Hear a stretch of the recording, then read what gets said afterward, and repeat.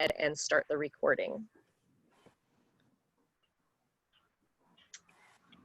So thank you very much for joining our first Rising Senior Workshop of the summer. We really appreciate it. The topic of today's session is the college application process, and our goal today is to help demystify the college application process. Today, what we're going to cover, we will go ahead and introduce everyone who's on the call today. We will briefly touch on some post-secondary pathways beyond just 2- and 4-year colleges. We will talk about how you prepare for the college application process, typical college applications, deadlines, and decisions, key components of the college application process, and then we'll walk through some college application tips. So first, in terms of introductions, my name is Tanya Dubois. I'm the Senior Director of Student Programs here at Champions for Learning. And Kaylee, would you like to introduce yourself? Hi, everybody. My name is Kaylee Wells, and I'm a College and Career Coordinator here at Champions for Learning. Thank you. And we are absolutely thrilled to have our partners with us from Florida Southwestern State College and Florida Gulf Coast University.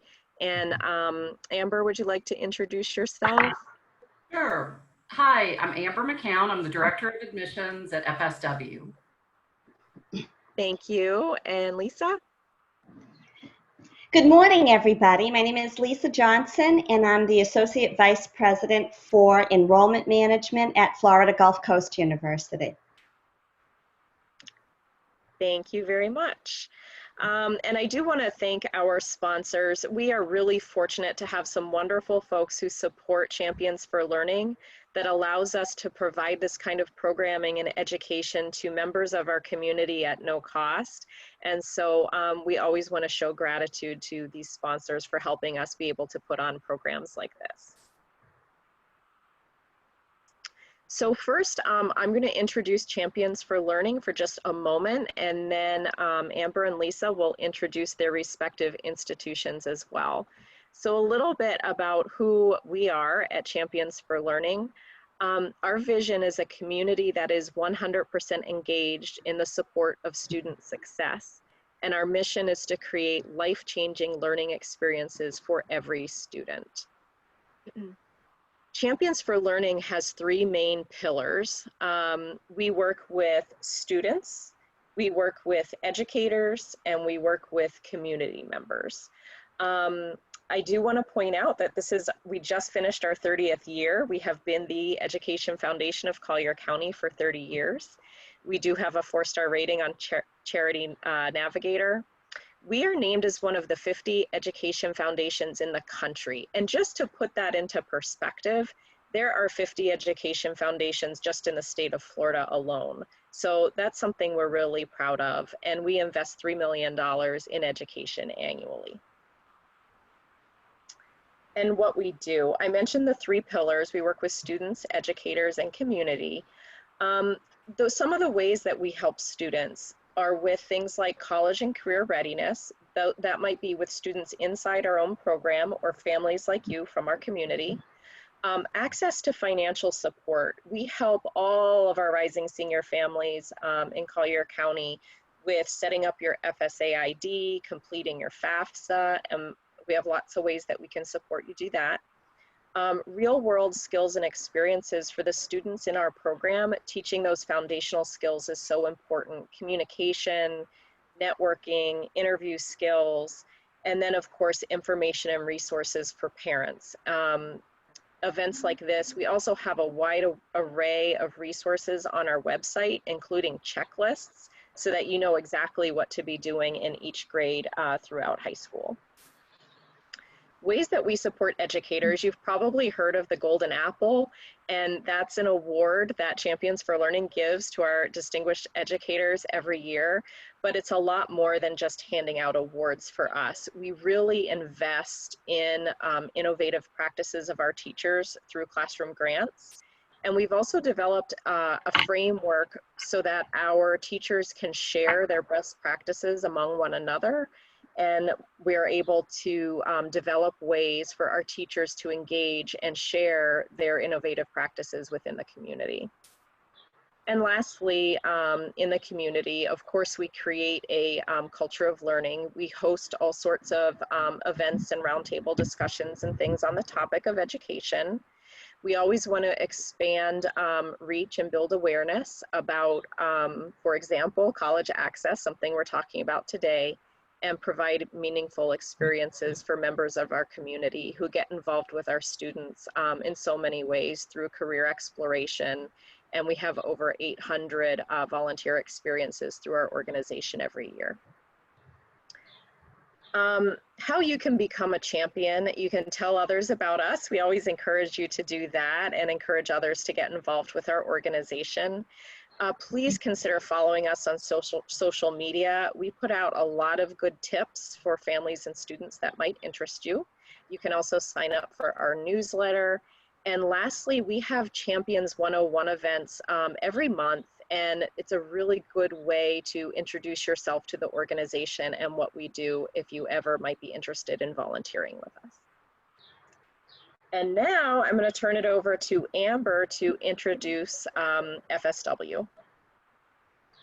All right, thank you, Tanya, and thank you, Champions for Learning, for having us today. This is an exciting opportunity to talk about what's available in our local area. And that being said, I am joined by Captain Blackbeard. So we are home of the Buccaneers, and my role, I serve as the Director of Admissions at the college. I've been at the college for about 12 and a half years. And I absolutely enjoy telling students about all that we have available, not only at our own institution, but in our region. There's a lot of facts and figures on this slide, but I really want to focus on three things as I tell you about the institution. First of all, is we are the most affordable institution of higher education in Southwest Florida. As a public institution, we have outstanding tuition rates, and that, alongside financial aid, affords our students the opportunity to graduate debt-free. As you'll see here, 70% of our students are able to come receive affordable education and be able to walk away without a lot of debt. So that's something we're very proud of. So what are our students doing? The second thing I want to talk about. It's our programs. We have a lot of great programs at the college. We have a School of Health Professions where we educate future health professionals. We have a School of Education for future teachers. In our School of Business and Technology, there's a lot of great programs for students who are interested in joining the workforce. But one of the things that I really wasn't familiar with when I started at the college is really our top program is the Associate in Arts program. So if you see the start here, get there, most of our students come to us, graduate with an Associate in Arts, and that provides the opportunity to transfer seamlessly to one of Florida's state university system institutions. So it's a great opportunity to have a pathway. And you see there, our #1 transfer destination is Florida Gulf Coast University. So I wanted to mention affordability programs. And then second, or the third item is on the next slide. I think sometimes people in our local community don't realize that you have the opportunity at Florida Southwestern State College to get the true college experience. Sometimes I think students think, well, if I stay local, I'm not going to be able to get that experience, but that is not the case. So first of all, we do have on-campus housing, so limited number of beds, but we do have an opportunity for students to live on campus should they be interested. We have an athletics program. But more importantly, there are all kinds of activities in which students can engage, from clubs, intramurals, One thing that a lot of students don't realize about us is our music, art, and theater programs. We're very active in the community when it comes to getting out and having our students volunteer and give back to the community. There's also academic support services to help you be successful. So all different kinds of things that really are here in your own backyard, should you be interested in getting educated at Florida Southwestern State College. So that was kind of my top 3 points. Thank you, Amber, for the great introduction. And right now I'm going to turn it over to Lisa to introduce Florida Gulf Coast University. Hi, everybody.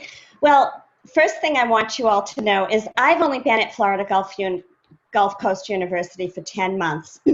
I moved to Florida from Boston, and I spent most of my career at the UMass system, the last 15 years at the University of Massachusetts, Boston. And so this is a fabulous time for me because I've learned the university just recently, so I'm going to tell you all the things that excite me about Florida Gulf Coast University. So the first thing is we have about 15,000 students altogether, but that includes graduate students, students who are taking non-degree courses, and undergraduates. We have numbers of fun things for students to be involved in. We have 15 Division I athletic programs.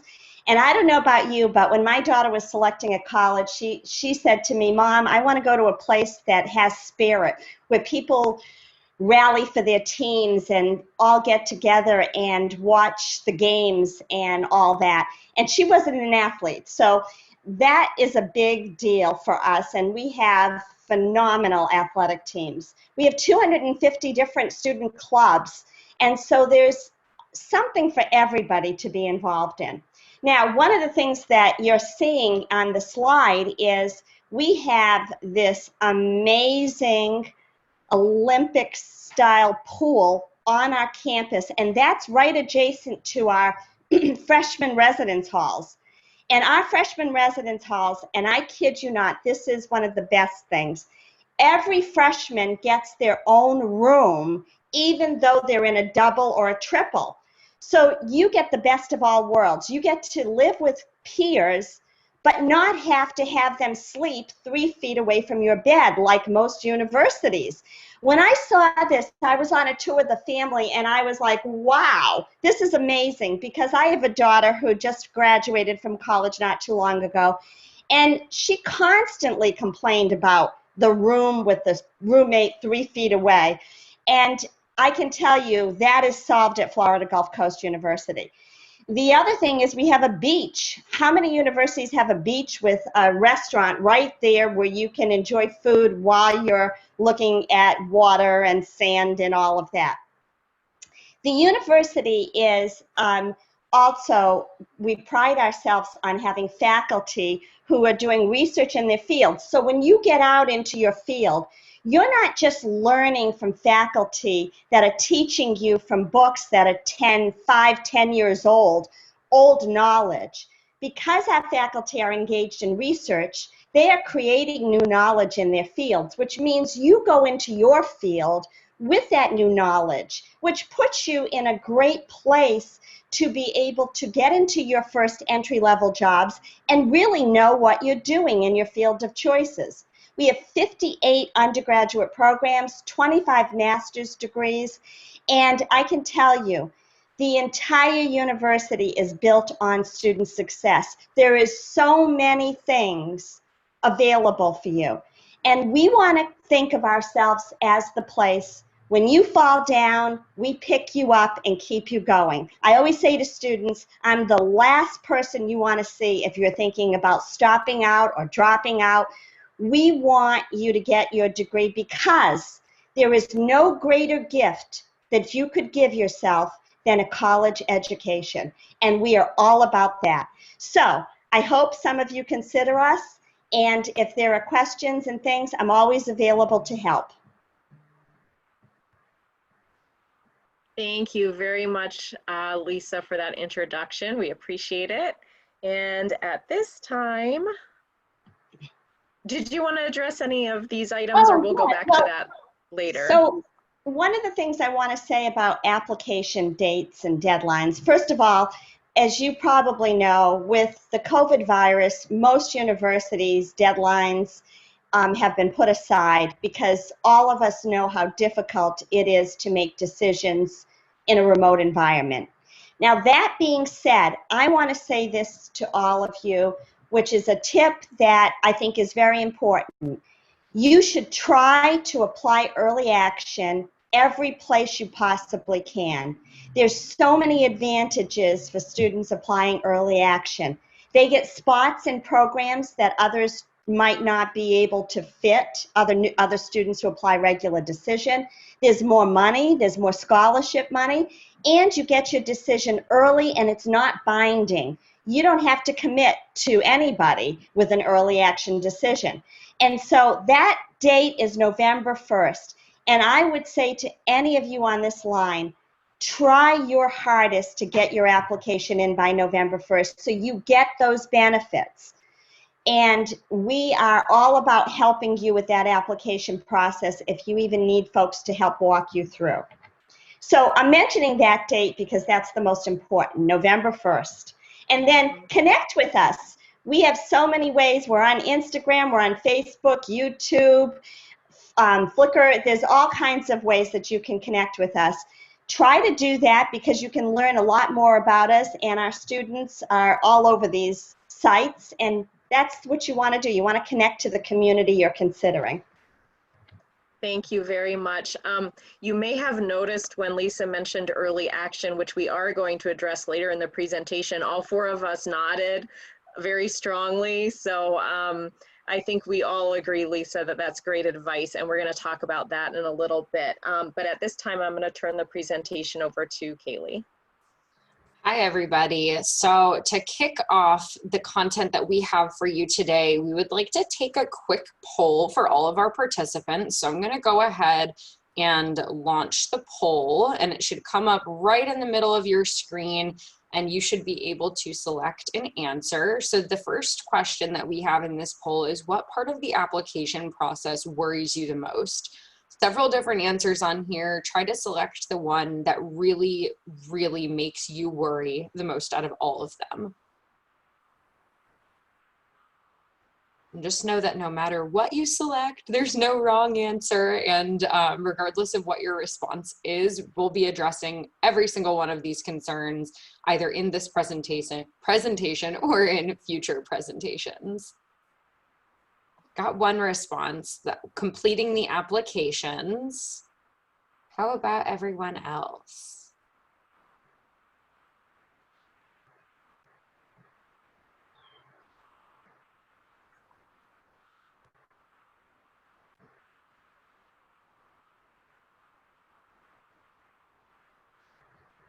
You guys don't have any concerns? We're good to go? Oh, someone said it doesn't let them submit. Huh. Actually, you don't have to submit. If you click on something and it turns blue, it will alert us. So see if you're able. There you go. Yep.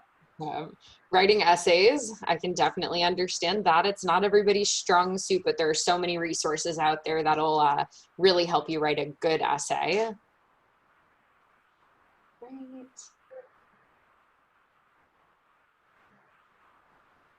All right. So since we're addressing all of them, I'm just going to go ahead and move forward to the next slide. So I know we mentioned this a little bit before about all of the different options that you have after high school. I think that it's a really common misconception that this process after high school is a one-size-fits-all type of thing. You have so many options that you can choose from. The first of which that you'll see on this graphic is college, and even going to college, you have several different options to choose from. Being a state or community college, which is typically a two-year program. As Amber mentioned before, FSW has a great option to get a two-year degree from them and transfer elsewhere, or even complete your bachelor's degree with them too. And then a four-year degree. You can go right into a four-year degree at any given university. And then you can also get associate's degrees in specific areas. So typically an associate of science type of degree. Another option are technical or vocational colleges. Those can include apprenticeships, internships, certificate programs. So we have a wonderful technical school here in town that I'm sure you have heard of just being in Naples. It's Lorenzo Walker Institute of Technology. So that one has a bunch of different programs. If you're feeling like maybe college isn't the right route for you and you're unsure, I would highly encourage you to look into any of the technical options where you can obtain a certificate and potentially even a degree with that certificate. Another option is military. So there are a few different branches that spawn down from the military there. And something that I feel is interesting and unique to mention about the military, it doesn't stop there. You don't have the ability to just go into the military and quit doing anything else. That you have the ability, once you go into the military, to take college courses, whether you're doing it while you are enlisted or you're doing it afterward. So that is, again, not a one size fits all there. And then the last option that you have is really going straight into the workforce, beginning a career. All right, so I saw that a bunch of you answered already on here. So what does your post-secondary high school, or excuse me, post-high school path look like as of today? All the answers that we got were four-year college. So if you answered that way, hopefully you kind of have a clear idea of why you feel that way and why you know that's the right fit. And going through this presentation, that really should back up everything that you feel and provide you with more information moving forward into that process. And if you were unable to submit and maybe it wasn't for your college, just know that everything we cover here will kind of help throughout that process, no matter what you are going forward doing. All right, so before that process, the application basics that you have, one of the first things that has to be done is taking an SAT or ACT. I'd just like to mention that as a disclaimer, we do not know as an organization what testing is going to look like this fall and moving forward throughout the year per CDC guidelines. But what we can say and highly encourage you to do is understand that it doesn't hurt to register. If you register, whether you are using your own funding to pay for the exams or you are using a fee waiver that you've obtained from your counselor at high school, either way, those will be refunded or reinstated in the case that the exam that you do register for gets canceled. But here are all of the dates moving forward. These were released recently, and you can see that ACT has really pushed hard to get an abundance of dates for you prior to those November 1st deadlines. They don't have registration deadlines for several of them yet, as they're still working through that process of having created new dates. But just know that there are options out there, and you should really look at the ones that have upcoming registration deadlines. So that August 29th SAT, if you haven't taken one yet, that would be a really great option to get registered for if possible. And then that first ACT that's available for you this upcoming year is in September. Anybody have any questions so far about any of this? Again, you can feel free to type right into the chat box. If you have any questions, personal questions, you can send straight to Tanya Dubois. All right. So I'm going to turn it over to Amber so she can talk a little bit about what FSW does with SAT and ACT. All right, thank you, Kaylee. For Florida Southwestern State College, we do not require the SAT or ACT for admission purposes. And another piece of this is, should you decide that you want to attend FSW after high school graduation, if you attended a Florida public high school from 9th through 12th grade, you would be exempt from the placement test. So you may not even need to go through the placement process.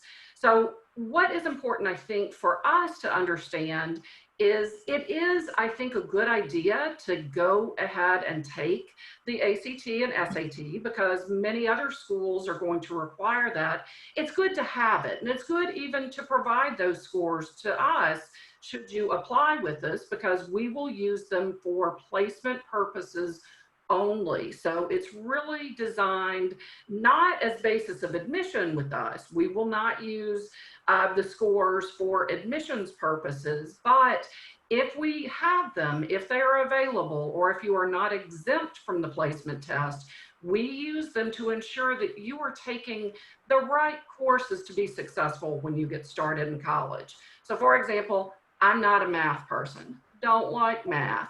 So it might be that I would need to be in a college, a prep class to be able to be more successful by the time I get to college algebra. So again, I hope that's helpful. It's not admissions, it's placement purposes only.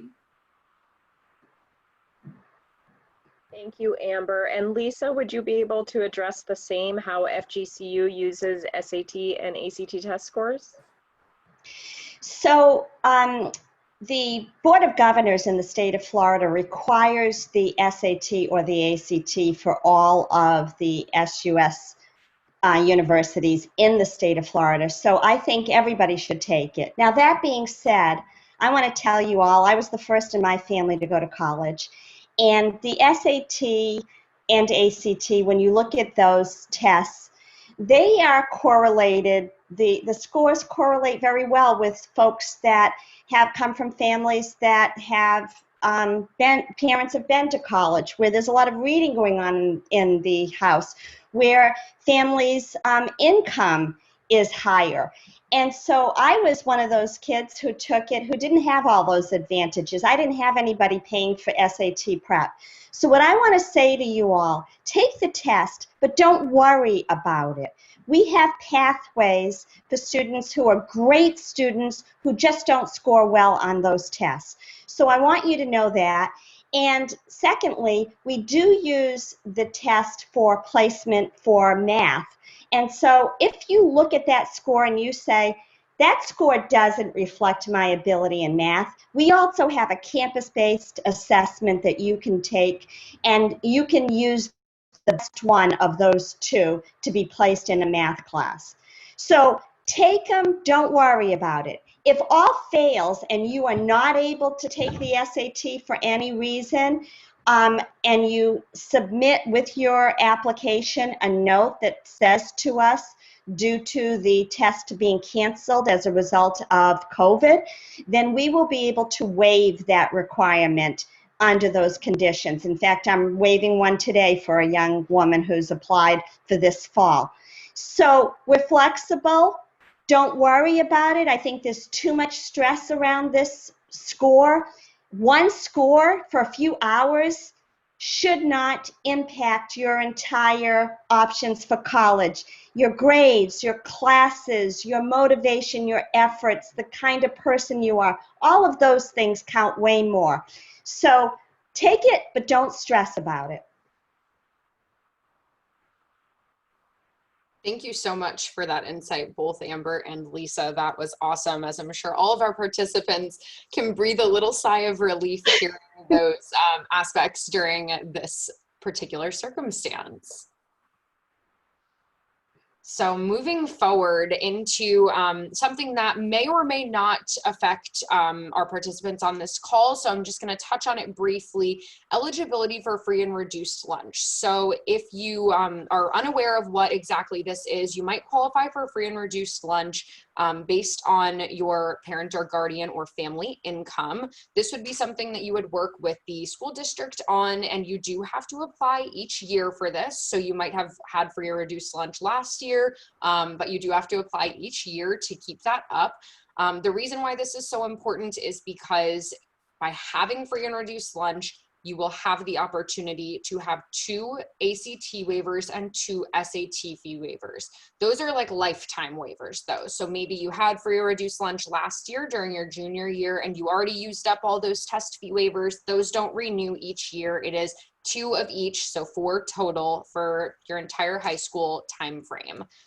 Something that is really important to note, if you have in fact taken an SAT with a fee waiver, then you will have, oh, excuse me, this number is wrong. It is 4 school application waivers. It is not 8. You get 4 school application waivers. Those are on your College Board account. If you are on this call right now and you have pre-introduced lunch, you took a test or an SAT with a fee waiver, and you have any questions about any of that, feel free to send me a private message. I can walk you through where to find those and any questions that you might have. But just know that this is something that is done through the school district should you have questions about for your reduced lunch in particular.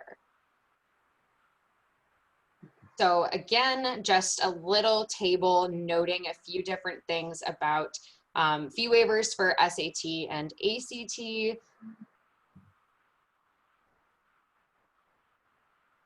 And then we had this poll up earlier, and I'm just going to share the results that we had.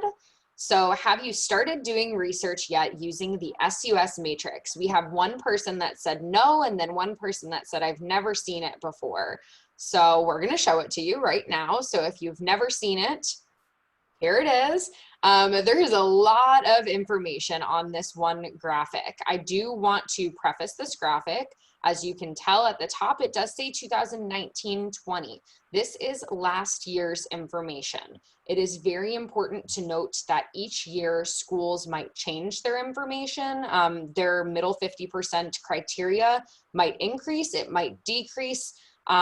Typically, it's not by too much, but it's important to understand that if you have any questions or concerns, you should defer to the school's website because that information will always be the most accurate information. So I want to touch on a couple things on this graphic. If you can see this really clearly and read all the little numbers, I want to make sure that it is understood that the numbers come from the middle 50% of admitted students. So we can look at this first one right here, FAMU, their middle 50% GPA for admitted students in the summer term is a 3.27. That does not mean that if you have a 3.0, you will not get in. All it means is that the middle 50% of students that they admit have that 3.27 GPA. There are certainly students that are admitted with higher and lower GPAs. That same thing goes forward with the test scores. So when you're looking at this and when you're looking at information on schools' websites, on College Board, on any other search engine, just know that if you have a score that is, you know, similar to what the school is asking for, it might be a little bit lower, it might be a little bit higher, it still might be a good fit school for you. However, I would like to note that when you are looking at these things, if your score is, you know, a 900 and the school really wants a 1500 score, that might not be the right fit school for you. And that's okay if it's not the right fit. You can absolutely still give it a shot and apply, but just know that they're really looking at a different range for their middle 50% of admitted students.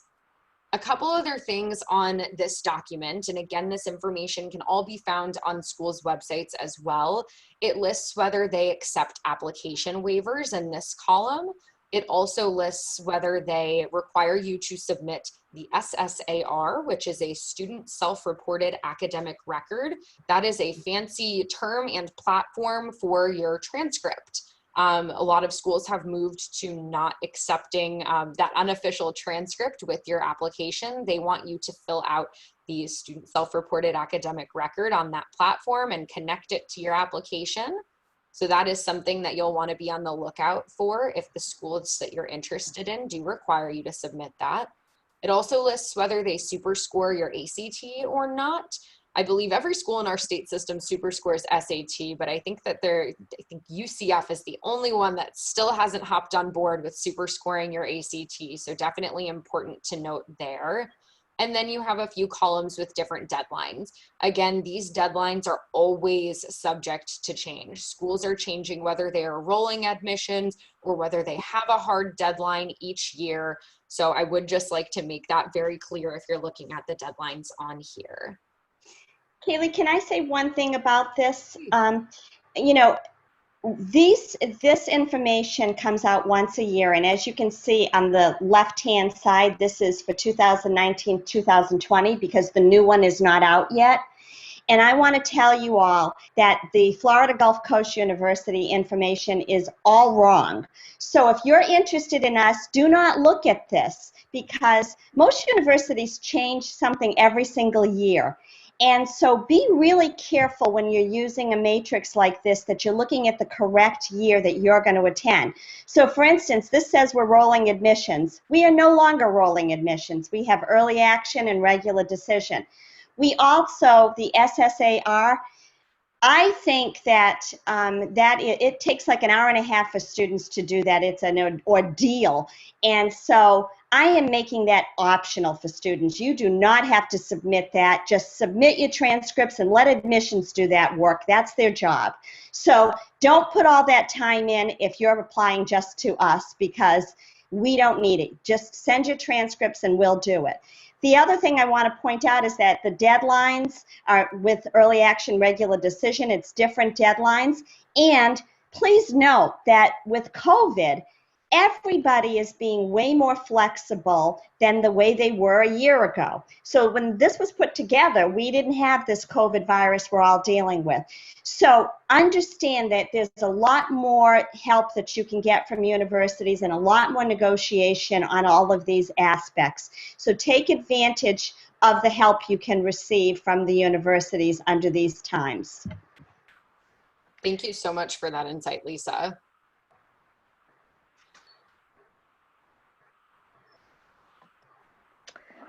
Okay, so now we're going to move toward doing some research for the schools to which you're wanting to apply. Just to go back to the SUS matrix for a moment, in case you're wondering, well, when does this year's come out? It typically comes out in September, and you can just Google SUS matrix for 2021, and you'll see that when it becomes available, keeping in mind all the cautions that Lisa just mentioned. So in terms of researching what schools might be a right fit for you, the SUS matrix is a good tool in that you can see all the universities within the state system at a glance, which saves a little bit of time, at least on the basics. What you want to ultimately do is narrow down your search based on things that are important to you. It might be school size or location. You might prefer a more urban setting or a more rural setting. You might prefer a huge university, and you might like a smaller liberal arts college where you're sitting in classrooms of 12 or 15 students.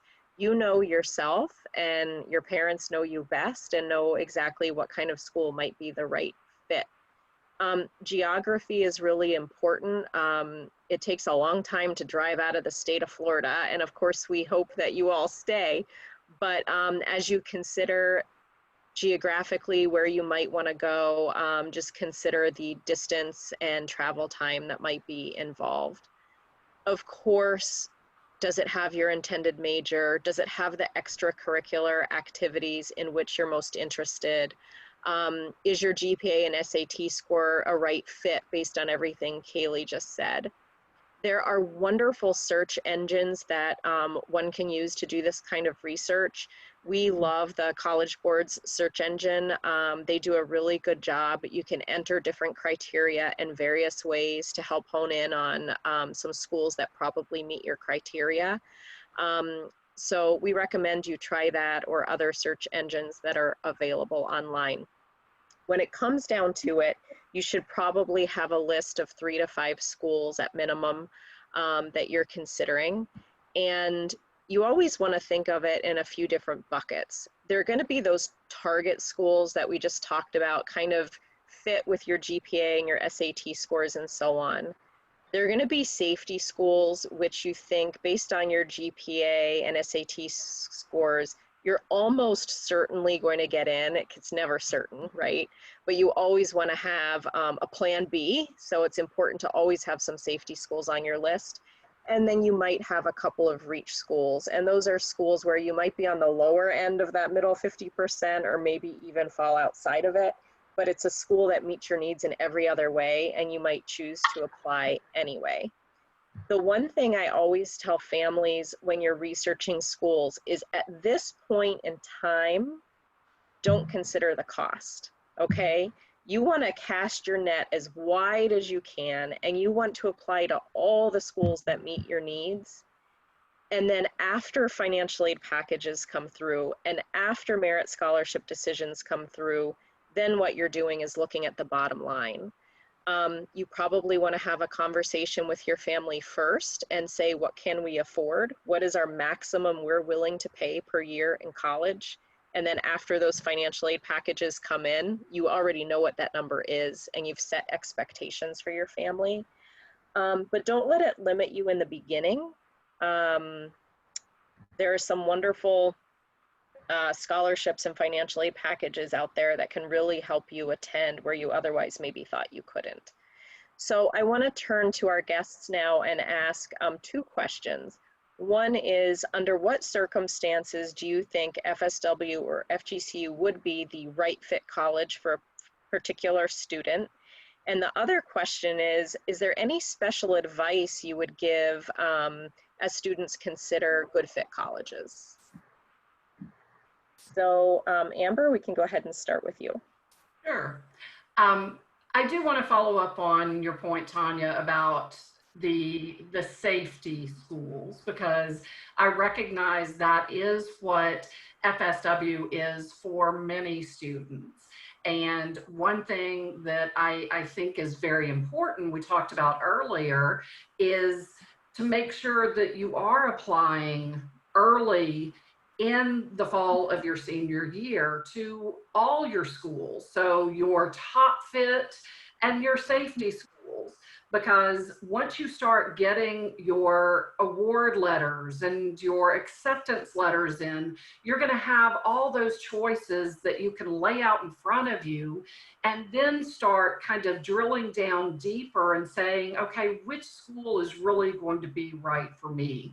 I can say for a lot of students that I talk to, the reason we're the right fit is our size. Even though we serve more than 22,000 students, that's a lot of students. That's across 4 different locations. And we have very small class sizes. So students feel that they're not a number. They feel comfortable. They know us.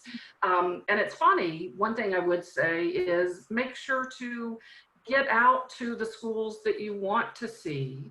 And it can be very difficult when you start looking at schools that are out of the area, but it's amazing how many students are right here, again, in our own backyard, and who have never been on our campus. But when they come to campus, it's just, there's a feel, and you're going to feel that at the schools, I think, that are the right fit. So a lot of information here, but again, I would say the best advice as it relates to that safety school is consider us when you're doing all your other schools, when you're applying to them too. Okay, thank you, Amber. And Lisa, same questions about right fit and also any advice that you might have for students as they are researching colleges. So the reason students pick a university are the 3 Ps: place, price, and program. And I like to add a 4th P, which is the people. I always add those 4. So if you think about place, do you like the campus? Do you feel the campus has the facilities that are appropriate for your major, for the life that you want, and the kind of enjoyment you hope to have in college? So that's place. And one of the things I want you to consider, I had a daughter who went out of state to college, and I didn't really realize the costs until it was a little too late for me, because it's not only the out-of-state tuition, it's not only the increase that the costs of going to the college. You have to think about airplane flights or trains or travel. You also have to think about when parents visit, the hotels, the car rentals. And I didn't know that they would have mom's weekend, parents' weekend, family weekend. I was needing to travel out of state for all those weekends and all those costs because I couldn't have my daughter be there with no mom on mom's weekend. And so there's a lot more hidden expense to going out of state. You live in Florida. You have among the best higher ed system in this country. Take advantage of public higher education for your bachelor's degree. You don't know the great things you're going to accomplish. I thought it would be the greatest thing in the whole world for me to get a bachelor's because I was the first to go to college. And I'm before you today with a PhD. And that's because of people. Go to a place where people are going to inspire you to think beyond your goals, to motivate you to think about the great things you can do in this world. When you're young and the whole world is open to you, the sky is the limit. Don't narrow down your options when you're so young. And at 17, you don't even understand all the amazing things you can do in life. Go to a place that's got a lot of options and people that can inspire you. Then price. Florida Gulf Coast University has not increased our tuition and fees for 7 years. Find another university that can make that claim. It is very hard to do. In addition to that, we provide amazing financial aid packages, and we have so many scholarships. So as far as price, we're just in the category like what Amber described, that most of our students graduate without debt, and we really try to make it affordable. Our residence halls and our meal plans are so inexpensive. And so when you're filling out the FAFSA, fill it out as though you're going to live on campus so you get the most money in that package. Secondly, make sure you fill out the residency form. In Florida, even if you have been a graduate of a Florida high school and it's so obvious you're a Florida resident, we still have to go through a process to have you prove you're a Florida resident. Make sure you do that early because we are able to offer you way more money and way more scholarship opportunities if you're a Florida resident. So fill that out so that your package, right from the beginning, is as robust as it can be. So place, price, program, and people. When you go to a campus, you want people that are going to support you. Almost everybody falls down once or twice in a 4-year bachelor's degree. You want to have a place where people pick you up. They fix the problem. They help you through it. Don't go to a place where you're just a number, where you don't count, where people don't care about your success. Go to a place where you know that there are faces that you can go to, there are people you can connect with that will help you get that degree. Those are my advice. Thank you very much, Lisa. We appreciate that. Let's see. So next we're going to talk about some of the college admission timeframes, just in general terms. So first of all, let's talk about early decision. Early decision, the way I remember it is it's daring, it's dangerous. So think of all those D words that you can attach to decision. What I mean by that is you can apply early, typically around November 1st. Sometimes it's a little earlier, sometimes it's a little later. You hear back in December, but this decision is binding. So if you are admitted to a college or university under early decision, you are bound to enroll at that particular college or university.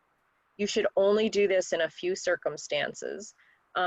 One is if you've truly done your due diligence and your research, you've visited various colleges and universities. Right now, those visits might be virtual, and you are absolutely certain that this is the best school for you. I would discourage you from considering early decision if you have significant financial need, because you are not necessarily in the best position to negotiate financial aid packages. The financial aid office will meet the need indicated on your EFC, typically, your estimated family contribution off your FAFSA. But you might need more than that to make college attendance realistic, and it just doesn't put you in a good position for negotiating. So early decision is one that you would want to give a great deal of thought and consideration before you apply somewhere early decision. Single choice early action is such that you can apply early. I know Lisa and Amber were both really advocating for applying early. At some of these schools, however, you can only apply early to that one school, and everywhere else you must apply regular decision. So pay careful attention. If someone says they have early action available, sometimes you can only apply to one school early action. It is not, however, binding. So you can wait for all those college admission decisions to come in from all those other schools you apply to regular before making a decision on May 1st. Early action is a fantastic choice, and I think every one of us will advocate for you applying early action everywhere you possibly can. These deadlines tend to be around November 1st, give or take 15 days. You can get all your materials in by then. You typically hear in December. You still don't have to make your decision until May 1st. So you have several months to go back and revisit, or in this case, maybe you never got a chance to visit the first time. And once you've been accepted to 3 different schools, you might want to go visit each of them. So it gives you a little bit more time to go and consider or reconsider which school you really want to attend. Also, isn't it nice to just have it out of the way? I mean, November 1st and you are finished with all those applications and essays, and oh my goodness, I just think that would be such a relief. So we love early action. Priority deadlines, some schools will say our priority deadline is this, and then you can continue applying after that. And basically what that means is you really should apply by the priority deadline. Often, if you apply for the priority deadline, you will be considered for freshman housing and merit scholarships. And often, if you don't apply for that by that priority deadline, you won't be considered for those things. So it's really important to apply by the priority deadline when one is available. And then in terms of regular decision, those applications are typically due right after January 1st, sometimes January 4th, sometimes early February. You hear back around March, sometimes early April, and you have to give a decision by May 1st. If you can get all of your applications finished for the early action deadline, we encourage you to do that rather than waiting for regular decision. The one caution I want to mention about regular decision is often your schools are closed for winter holiday, sometimes through around January 5th. Some of these deadlines are January 2nd. You have to ensure that you were on board with your school counselor well before winter break so that the transcript and the teacher recommendations get sent on time. Otherwise, they're spending their New Year's Eve and New Year's Day sending out your transcripts while they're on vacation. So you don't want to do that to your counselor. So you just need to do a little planning ahead. And then lastly is rolling admissions. And rolling admission typically has a start date close to November 1st, sometimes even earlier. And the colleges will consider applications as they come in and will let you know as they consider the batches of applications. So you apply, the earlier you apply in the process, the better for you. And also the earlier you'll hear back. And it's just an ongoing review of college applications that come in and an ongoing notification process to the applicants. And there are a lot of different types of applications. There is one called the Coalition app that is accepted by about 150 different colleges and universities. You can see the ones inside the Florida state system listed here who accept that application. The Common App, I love. It's accepted by nearly 900 schools, and it just really helps you tackle this process in a really efficient way. Because you could do one application and send it to multiple schools. Now, many of the schools do also require supplements, so you have to pay careful attention to that, but it just helps with efficiency in my mind. A college-specific or institution-specific application, that's when a college isn't on the Common App or Coalition App, but they have their own application that they'd like you to complete. And then sometimes there are separate applications for special programs at a college or university. In some cases, you apply to a college or university and you're automatically considered, say, for the honors program or for a first-generation college student program. In other situations, you have to apply for those programs separately. So we just ask that you pay careful attention to each college's website as you consider the types of applications you need to file. So at this time, I am going to turn to both FSW and FGCU. And if you could talk for a moment just about which type of application you accept, when it becomes available, and then when it is due. And I do not have the ability to click onto the next slide. Oh, there's Miss Kaylee. Sorry, can you go back one, Kaylee? I'm sorry, I thought those slides were right behind that one. So Amber, if you wanted to start, what type of application do you accept? When is it available and when is it due? We have an institutional application. It is located on our website. It is available now. It typically opens July before the fall term the student would be applying for.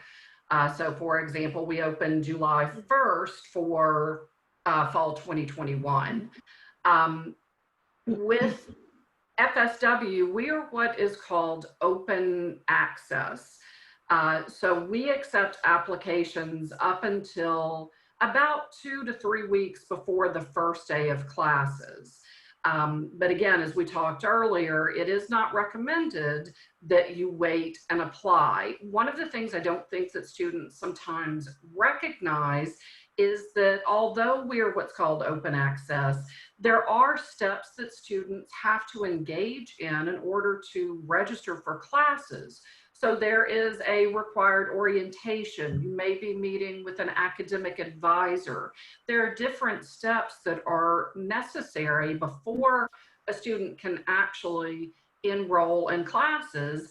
And because we start enrolling classes in March prior to the fall term, those classes start filling up. So it is important to get in and get started early.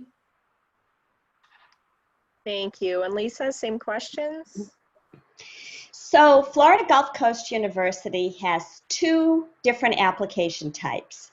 We also have an application that is unique to our institution, and it is on our website. And I would suggest that if, in fact, we're the place you are only applying to, or if you're just applying to another university that is not a member of the Common Application. But we are also a member of the Common Application, and 3/4 of our students apply to us through the Common Application. And the nice thing about that is it's easy to submit to multiple places. One advice I want to give you is get yourself a little folder.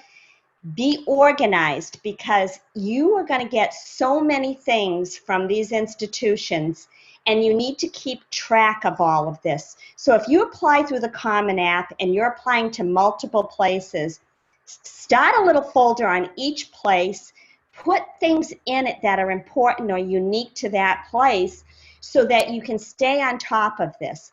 The Common App is not that common. You know, there's this big myth that it's this easy thing, just fill this out and no big deal. Well, almost everybody has a supplement to the Common App.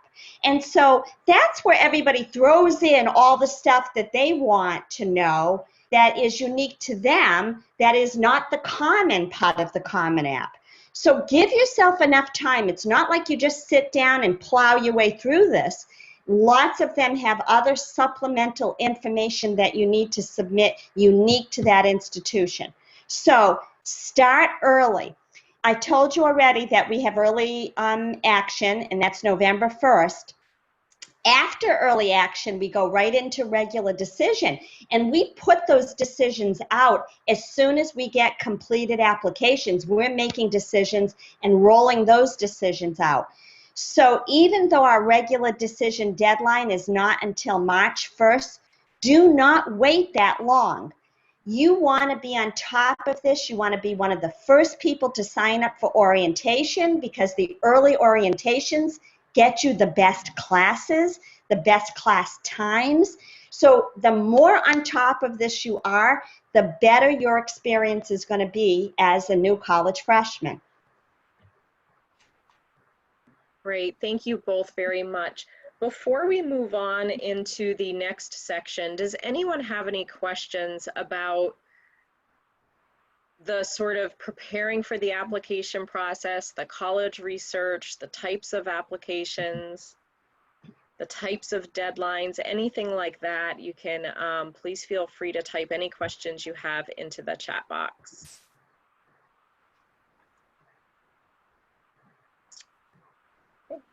All right. So I'm going to move forward into some items that you need to submit an application. So I'm not going to read through every single bit of text on this slide, just the basics here. So you're going to need some personal information. These are all things that if you're a student on the call, you would know about yourself, or if you're a parent, you would probably know about your student, but definitely encourage your student to also know those things about themselves if they do not. Some extracurriculars. This is basically everything that should be on a resume, and then a little bit more information with respect to those. Always be sure to include part-time jobs in that. That is a big thing that we notice students forget to include on resumes or in anything that they're involved in. If you are working, that is wonderful, and it should always be included. Any honors or awards that you've received. Something to note here is how many students competed for that honor and how many students received it. Every honor is something that is wonderful and should be included, but if you were the only student that received an honor out of 500 students, that looks really, really incredible and should definitely be noted. Standardized test scores are another thing. Again, as mentioned before by Lisa, this is something that colleges might be flexible on, but it's still important that if you have them, that you have everything in order to go ahead and provide to the schools in which you're applying. And then personal statements or college essays. Not every school requires these, but we encourage all of the students in our program to have a really solid personal statement written, edited by several people, and then, perfected by the student prior to the start of their senior year. That way they can use them as not only essays should the college require it and it fit the bill of a prompt, but they can also recycle and use them for scholarships if they fit the bill there too. And just going back to college essays for a moment, I know we wanted to ask our guests if you could give a bit of advice about the college essay, what advice would you give? And Lisa, why don't we let you go first this time? So I want to give you an example. I just 2 days ago received a letter, it wasn't an essay, but a letter from a student who really wants to come to Florida Gulf Coast University. And in that communication, he touched my heart. I could feel how much he wanted to join us, how much he wanted to make his mom proud of him. He said things about his personal life and his struggles. And I'm going to tell you, I am going to do everything in my power to get that young man to Florida Gulf Coast University. So what I would say about these essays, don't just write a paper as though it's an English paper and it's just a well-written paper, my trip to Paris, or something like it's some intellectual assignment. Try to touch those admissions counselors. Try to have them understand who you are, what you're going through, what struggles. You're in the COVID world. You guys have gone through a lot. And try to have people know you and what you are all about, and your desires and your aspirations. Make that important, that you filter that all into that essay. And a lot of people have others write them for them, others edit. We can tell right off the bat something that's written by a 17-year-old versus something that's written by a college coach. And so make it your own. You can do this, and you can have people really know who you are, and it's going to help you get into colleges. Thank you. And Amber, advice about the college essay? Ditto, well said. Lots of points there. At FSW, we use essays for scholarship purposes. So while we're not requiring them for admission, it is, as Dr. Johnson mentioned, very important for us to hear about your own personal story. Take them seriously too. Sometimes it feels like students, they don't really think about their own personal story and they don't think it's going to matter, but it does, and that sets you apart.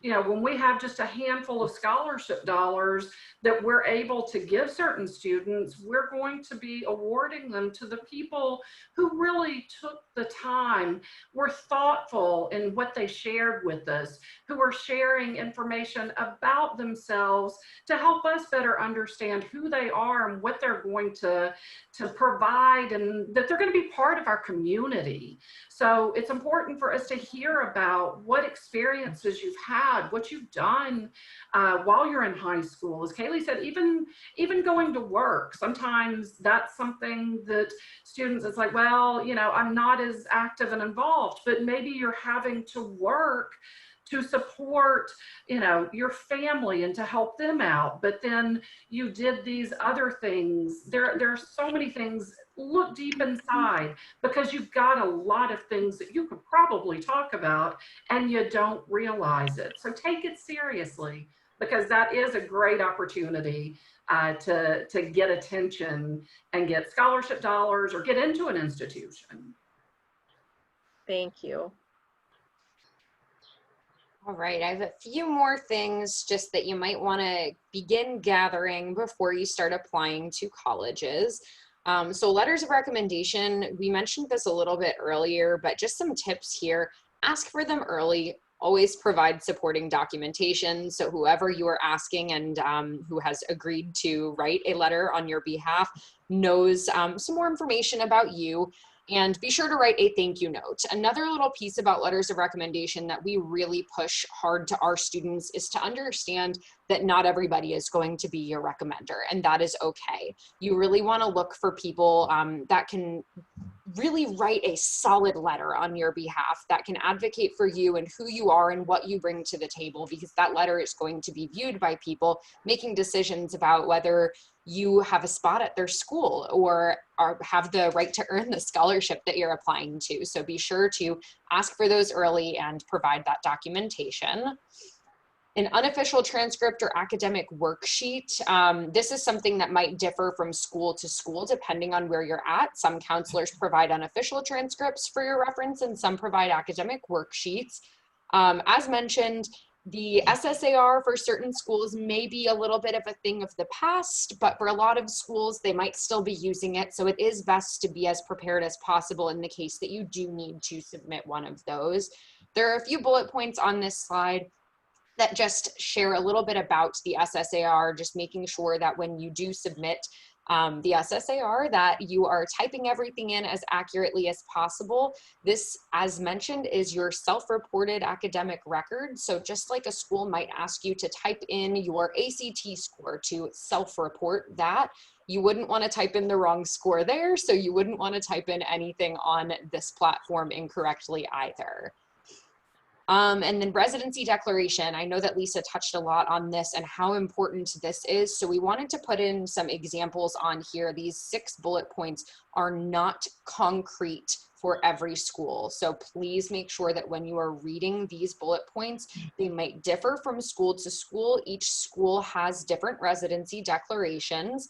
You would only need to submit this for the school that you're going to, so it might be a little bit premature, but it's important to understand that these types of documents will be needed in order for you to get the in-state tuition that you have earned by having residency in this state. So review those, and I would encourage you to look into what schools you're applying to and what residency documents they require. The last couple of things are social media. So this is a big one with students in this generation, just really making sure that what you are posting on social media is appropriate and is professional. You wouldn't want something that you're posting to be sent to a school and have it be something that they are not really loving and don't align with. So make sure that what you're posting is all appropriate, all professional, and if it were shared with a grandparent or a younger sibling or an admissions counselor at a school, that they would say, you know what, we're good to go. We still want to admit this person. And the last couple of things are demonstrated interest. So demonstrated interest can mean a few different things. So some examples that we have about what demonstrated interest is could be as simple as joining the FSW or FGCU mailing list, maybe calling their admissions office with some questions that you might have, really getting your name out there and making sure that they know that you are interested in them as an institution, and maybe attending virtual events. So if a school like Eagle Expo, for example, at FGCU, if they have a virtual event, you might want to sign up for that and attend that one. So think about different ways that you can kind of get your foot in the door before you even hit submit on that application. So that way your name is in their system, in admissions counselors' minds as well. And then some graded English papers. This one is really specific, and this might not pertain to anybody here, but it also might pertain to everybody here. Certain programs in certain schools may want to have English papers on hand for you. As Lisa mentioned, it's really easy to tell when admissions essays are not written by the student. So potentially if your essay kind of strikes somebody as maybe not having been written by you, they might want some type of paper on hand to be able to compare and ensure that what they are looking at for admissions purposes is an accurate representation and depiction of who you are as an applicant. All right, and then some final information. Just because you have everything in order doesn't mean it's the end of the road. You are still, generally speaking, reliant on your parent or guardian for certain aspects of the college application process. So it is a really great idea for that electronic file that you'll create to have some information about your parent or guardian, or both, on file.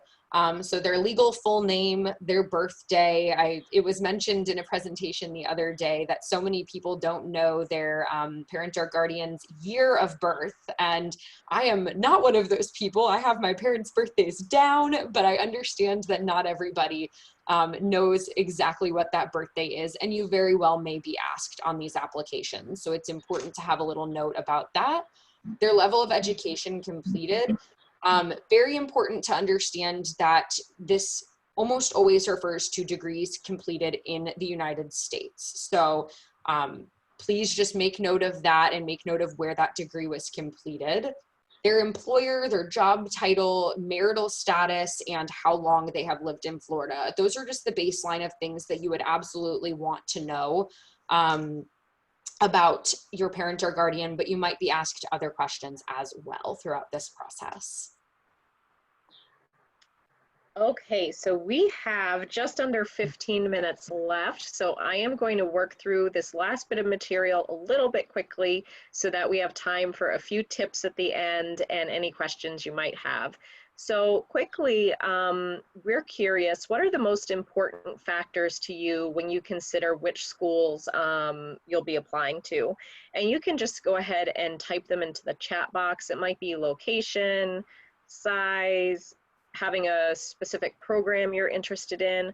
What are the factors that are most important to you? And we will wait for those, or we will look for those responses to come through the chat box.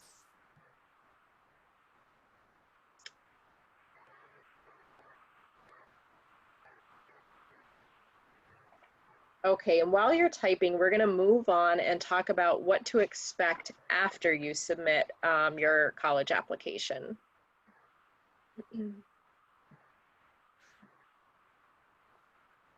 So there are going to be quite a few different decisions you might see as college application decisions come in.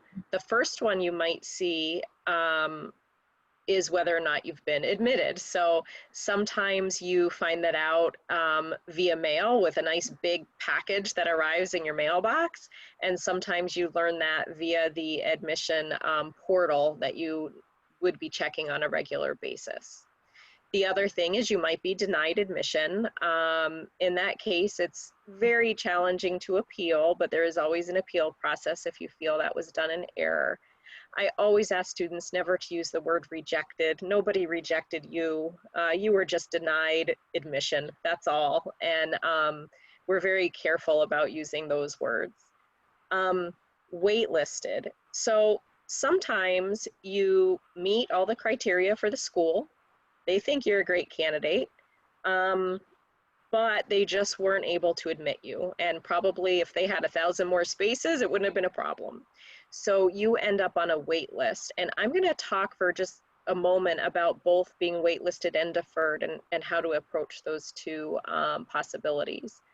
Deferred is when you apply early and they say, we like your application, we still want to consider you, but we're going to go ahead and consider you in the regular decision pool. Or with rolling admission, we're going to review your application again a little later in the process. So deferred is when they're going to revisit your application at a later date. Or you might receive a conditional acceptance. It might say something like, we will accept you if you enroll for summer instead of fall. That's a very common one inside the state university system. So to just carefully consider any of those conditional acceptances. So what to do if you're waitlisted or deferred? If this is your first choice school, it is really important to say so. So you would want to write the admission office, let them know that this is your first choice school. You're very much interested in being considered, either in the regular pool or as they consider waitlisted students, and provide any new information that wasn't already on the application. So for example, you applied on November 1st because you took our advice and you applied early action, right? And you are deferred to the regular pool on February 15th. Maybe you got the lead in the school play in January, or maybe you were nominated captain of the baseball team. These are things that might not have been on your November 1st application that you might want to provide to the school as additional information. But letting the school know that they are your first choice is important if that's the case. So you want to check your email regularly leading up to decision day and your college portal to make sure you aren't missing any important information. And then also to keep an eye out for decisions either on the portal or through the mail. We already touched a little bit on the deadlines, due dates, and application process. Is there anything additional that either of you would like to add about your process that we haven't talked about already? I think the one thing for FSW is to ensure once you apply to the college, ask your school counselor to submit an in-progress high school transcript. And we can use that to make the admissions decision. So that is a piece. Apply, then request the transcript, and then we will send information on your acceptance. Okay, thank you. And for FGCU, again, I know we talked already about some of the deadlines and due dates. Anything else you'd like to add? No, I think we covered all of these topics. I just am I'm loving some of the things that people are writing in the chat box, and have a few things that I would want to say about that with any time I had left. Okay, we will definitely do that. Thank you. And if I forget, feel free to remind me. So before we wrap up, today was the RSW, the Rising Senior Workshop, was about the application process. If you feel this information was helpful and would like to encourage a friend to register for the same presentation, it's being held again on August 5th. We also have 2 presentations on the financial aid process and 2 on the scholarship process. And we'll be having some other guests with us from other partnerships as well for those presentations. So that information can be found on our website along with links to register. And we have some final tips. And Lisa, when we get to number 5, I'd like you to add anything else you just mentioned that you want to talk about regarding what's in the chat box. So first, for tip number 1, we just want to alert you about scams. Anytime that you are told that you have to pay something to apply for a scholarship, for example, or something like, you've been selected for this great honor and now you have to send us a check.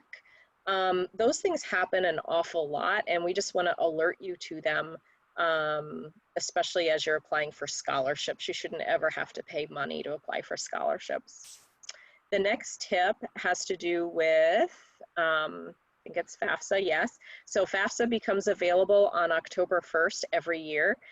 You want to apply to that as early as you can after October 1st. Make sure you have your taxes from the year prior handy as you do that. So it would be your 2018 taxes that you need to have handy to fill out your FAFSA this October. We ask you to keep an eye out for several opportunities. Collier County Public Schools often holds a financial aid informational night, and also FAFSA completion events where we help students and families complete their FAFSA. These may be virtual this year, but if you follow us on social media and also follow CCPS on social media, you'll be alerted when these important events are coming up. We do want to remind you that the SUS Matrix can be a really good tool, and to keep an eye out for the 2021 version that comes out in September. And we do have one question about the taxes. It is the parents' taxes that you typically need to complete the FAFSA. If you have filed your own taxes as well, you will be asked that information on the FAFSA. So you should have them both handy, the parent and the student taxes. And if you have any questions at all about FAFSA, or you have any uncertainty, which I can almost guarantee most students do have uncertainty about, and parents as well, please, please, please register for the financial aid Rising Senior Workshop. Everything that you could possibly need to know will be covered in that workshop, down to particular years of taxes, years for FAFSA, documents required, everything of that nature. And for tip number one, I wanted our guests to provide the tips for our families. So Lisa, I know that you wanted to comment on the chat box, and also you came with a tip of your own if you want to start. So the first thing I know a couple of people in the chat box mentioned location. And one of the things I want to say to students that are out there right now is that there is so much uncertainty in higher education because of the COVID virus. And things change on a daily, on a weekly basis. And so, honestly, if I had a daughter who is applying right now, I would keep her close to home because of the uncertainties. And it might be that, you know, there's an outbreak on a campus, the things we can't control. And I would keep that student close to home so that it would be easy to go home and continue with classes, whether it be in person or remote, because we can't separate ourselves from the fact that this virus is among us. And I know we're making progress on a vaccine, but by the time that vaccine is approved, manufactured, distributed, we're going to have this virus around for a long time. And that long time means into the year you're going to college. And so be safe rather than sorry, and be, you know, miles away from home and have the school have issues or close or whatever. It feels good to be close to home when there's something going on that's outside of our control. So that's my first thing about location. My tip is that even though lots of this process is electronic, it's virtual, get to know somebody in admissions. You'd be so surprised how many admissions counselors run to my office or run to their supervisor's office and say, oh, I met this student, and this student is so excited about coming here. You've got to let them in. Somebody who's below our standard a little bit, and they're trying to advocate for that student. So I want to tell you, it is so important to get to know somebody. And believe it or not, for some of you on this session, I hope that you get in touch with me and just say, I was on this session, and I wanted you to have my name. If you're interested in Florida Gulf Coast University, this is what I mean. You start to make connections. You've made a connection today with both Amber and with me. Don't lose it. Take advantage of that. Shoot us an email. make sure we know that you were on this session and you're special because you did this so early. And we know you really are a rising senior. So take advantage of that when you have the opportunity.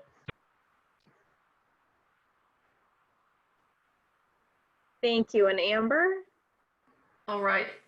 Similar to some of what Dr. Johnson had talked about, I think that right now it is so tough probably to even think about going to college and where do I even start, even though we talked about the value of the campus visit and getting out there. That may not be possible, but what's interesting is how much all of our institutions have evolved our processes and evolved the way we're working with students as a result. So for example, we have a virtual tour on our website.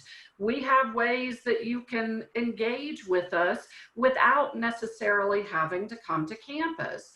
So making sure that you're reaching out to us and letting somebody know that you're interested. I think there was a comment earlier about, some of our schools, you can just go and submit an interest inquiry to say, hey, I'm interested and I want to learn more. So there is a wealth of information that is on all of our schools' websites that you can go out there and grab and learn about us. And you can do that virtually. And as schools start opening back up and maybe you can get on the campus, that's going to be great. But start checking us out and go visit the schools virtually, so to speak. And then similarly, making sure that you're asking questions. There's no dumb question. There's no wrong question to ask. Ask questions. That's what we are here for. So whether it's, myself, it's the Dr. Johnson, it's someone on our team, we're going to get you connected and make sure that you get the information you need to make an informed decision to start your post-secondary pursuits. Thank you very much. Are there any questions that anyone would like to type into the chat before we hit our very last slide?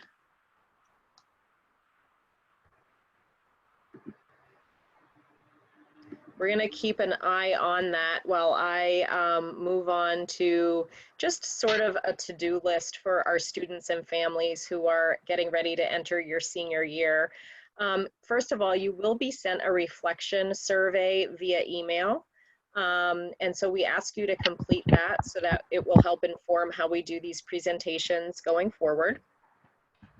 To continue researching and developing a college list of where you're planning to apply, to register for SAT and ACT tests, compile all the application components that Kaylee mentioned, and as our guests talked about, trying to stay organized and keep all of those things in one electronic folder.